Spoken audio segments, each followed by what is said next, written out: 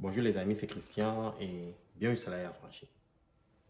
Aujourd'hui, je vais parler de la sécurité au niveau de la blockchain. Comment protéger vos cryptos actifs et comment protéger vos avoirs. Ok, c'est très important.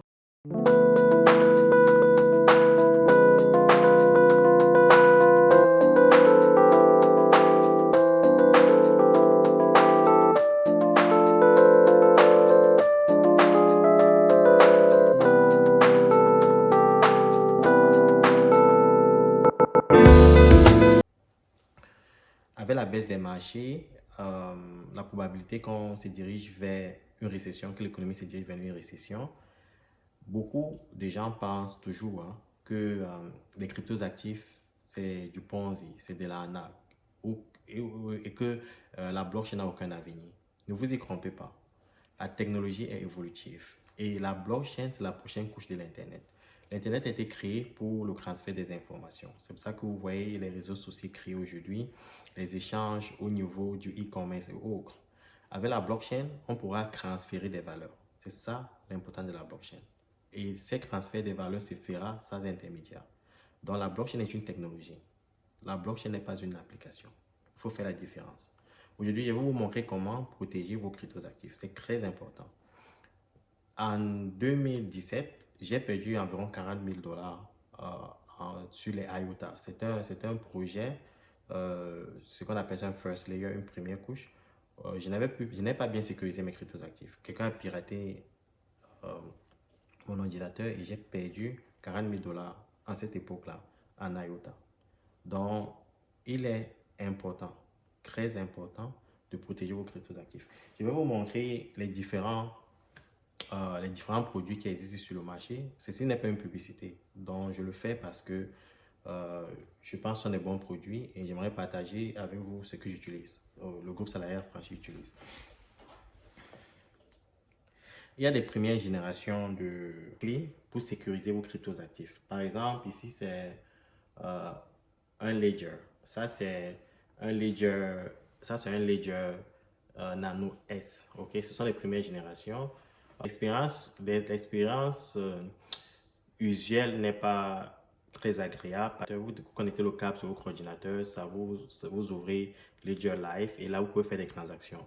Et la mémoire est très faible. La mémoire est faible parce que ça ne garde que 3 applications. Ok, pas plus de 3 applications. Donc, vous pouvez avoir Ethereum ici, vous pouvez avoir Cardano et vous pouvez avoir Solana. Si vous voulez ajouter Bitcoin, ça ne va pas marcher. Là, il faudra enlever une de ces applications-là avant d'ajouter le Bitcoin. Donc, c'est très basic. Donc, pour ceux qui ont beaucoup de cryptos actifs et pour ceux qui naviguent beaucoup d'une application à une autre, ceci n'a aucune valeur pour vous, quoi. Et en passant même, Ledger est en train de discontinuer ce produit-ci. Donc, ils sont en train de vendre les derniers et ne produisent plus ça. OK? Donc, le Ledger Nano S est en train de disparaître. Ils ont créé récemment ce qu'ils appellent le Ledger Nano S Plus. Le Ledger Nano S Plus est vraiment intéressant. Ça coûte environ 114 dollars canadiens.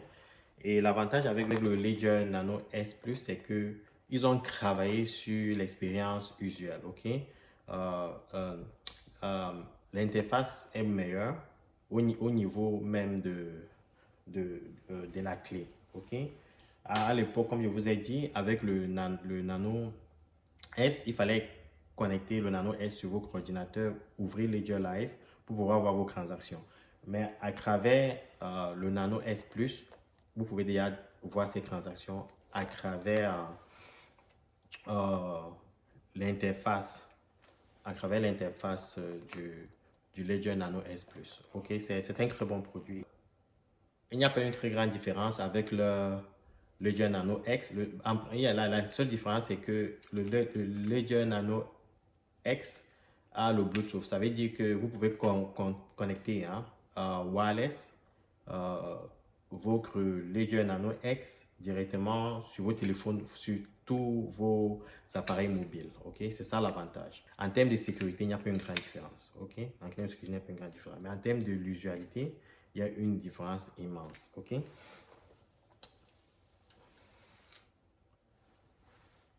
Le Ledger Nano S Plus est un très bon produit pour son prix. Parce que avec 114 $, vous avez ça. 114 $ canadiens, vous avez ça. OK? Et ça fait le boulot. Ça, c'est la banque. OK? Et quand vous sécurisez vos activités ici, pour que quelqu'un puisse pirater, OK? Il faut que cette personne vienne prendre les mots de sécurité que vous seul avez. OK? Même si la personne vole votre Ledger Nano S et qui n'a pas les mots de sécurité, comme ce qu'on appelle les passphrases, pour pouvoir avoir accès à ces informations, il ne pourra pas. Donc, c'est pour ça que quand vous achetez votre Ledger Nano S ou votre Ledger Nano X, il faut mémoriser vos mots de sécurité. OK? Parce que si vous perdez, ou bien si quelqu'un vole vos Ledger Nano S ou Nano X et qui n'ont pas ces mots de sécurité, ils ne peuvent pas avoir accès à ces informations-ci. Même s'ils partent avec, vous commandez encore un Ledger Nano S et vous reconfigurez avec votre ancien mot de passe, vous aurez toujours accès à vos cryptos actifs parce que les cryptos actifs ne résident pas à l'intérieur. Tous les cryptos actifs résident dans la blockchain. Et ceci n'est que des interfaces de sécurité pour vous donner accès à ces blockchains-là, ok, à vos cryptos actifs. Donc, si vous avez des NFT, vous avez des crypto-monnaies et vous avez des éléments de la blockchain, voici un élément essentiel pour votre sécurité. Le Ledger Nano X et le Ledger Nano S Plus, ok. Il y a certains personnes qui ont passé des commandes, j'en ai plusieurs, je vais les distribuer. Il y a aussi un produit qu'on appelle Trésor. Ça, c'est les premières générations de Trésor. Je l'ai acheté, je pense, en 2015, 2015 ou 2016. À l'époque, ça m'avait coûté environ, si j'ai bonne mémoire, je peux me tromper, environ 200 $ canadiens. Et le Bitcoin se vendait à 400 $ à l'époque. Donc, ça veut dire la valeur actuelle. Si j'avais gardé mes Bitcoins, parce qu'on l'achetait avant en Bitcoin, on ne l'achetait pas avec le dollar, ils acceptaient seulement les cryptos actifs, ils achetaient le Bitcoin et Ethereum. Et quand je l'ai acheté, ça m'avait coûté environ, quand on faisait l'équivalence en dollars, c'était 200 $ canadiens, environ 200 $ canadiens. Donc, ça veut dire, ça m'avait coûté 0,5 Bitcoin. Et 0,5 Bitcoin coûte aujourd'hui 10 000 $ américains. Okay? À un moment, ça coûtait 25 000 $ américains. Donc, ce cru-ci m'a coûté 10 000 $ américains. Environ 15 000 $ canadiens, cette histoire-ci. Donc, c'est pour ça qu'il est important, ok, de garder vos cryptos actifs, surtout les bitcoins. C'est pour ça qu'on dit que le bitcoin est un outil qui lutte contre l'inflation. Parce que si j'avais gardé mes bitcoins, j'aurais 10 000, l'équivalent de 13 000 $ canadiens aujourd'hui. Mais j'ai gardé une clé qui coûte toujours 200 $ américains. 200 $ américains. C'est ça l'important des cryptos actifs. Ok? Le trésor coûte plus cher parce que c'est un peu comme le iPhone et le Samsung. Ok? Il y a certaines personnes qui préfèrent ça. Il faut être honnête, leur standard de sécurité est plus avancé. Ok?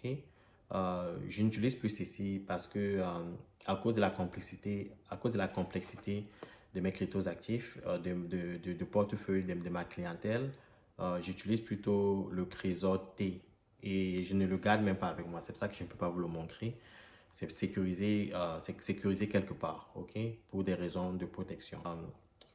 Par contre, si vous voulez commencer avec un Trésor, vous pouvez commencer avec ceci, ça fait du bon boulot. Si vous avez un portefeuille assez conséquent en cryptos actifs, je vous suggère d'aller avec le Trésor T, le Trésor modèle T, ok, c'est très important. Je vais mettre les liens sous la vidéo tout à l'heure en commentaire, je vais mettre les liens pour pouvoir vous diriger vers les meilleurs sites. Aussi, quand vous voulez acheter, si vous voulez acheter le Ledger Nano X, ou le Ledger Nano S, je vous suggère d'aller directement sur le site de Ledger. N'allez pas sur Amazon ou à travers des parties tierces, ok? Parce que ce qui se passe, c'est qu'il est facile de reconfigurer ça de telle sorte que si vous gardez vos cryptos actifs, la personne qui a reconfiguré ça a accès à vos cryptos actifs. Donc, il faut être très prudent. Si vous voulez acheter ça, il faut aller directement chez le fournisseur Ledger pour protéger vos cryptos actifs. Pour ceux qui n'ont pas les moyens, vous pouvez continuer à utiliser MetaMask, vous pouvez continuer à utiliser Cross Wallet et autres, mais sachez que ce sont ce qu'on appelle les soft wallets. Ça veut dire que vos informations sont toujours en ligne, ok?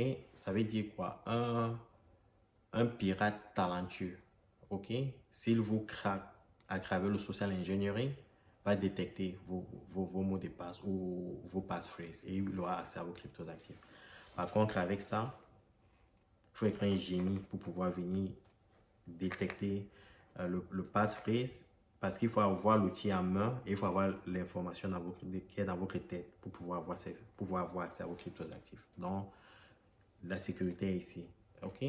Mais il y a aussi des risques parce que si votre maison prend feu et que certaines informations sont dans la maison, vous perdez tout. Ou bien si quelqu'un vient chez vous vous agresser et que ces informations sont dans la maison, la personne peut prendre ces informations et avoir accès à ça. C'est plus physique, quoi. C'est pour ça que dans le groupe salarié en franchise, nous ne gardons rien à la maison, ok?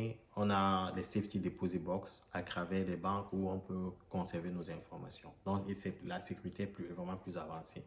Donc, il faut être créatif pour protéger vos cryptos actifs. C'est ce que je voulais partager avec vous. Si vous avez des questions, n'hésitez pas à contacter Sarah Franchi. Je suis ici pour aider ma communauté.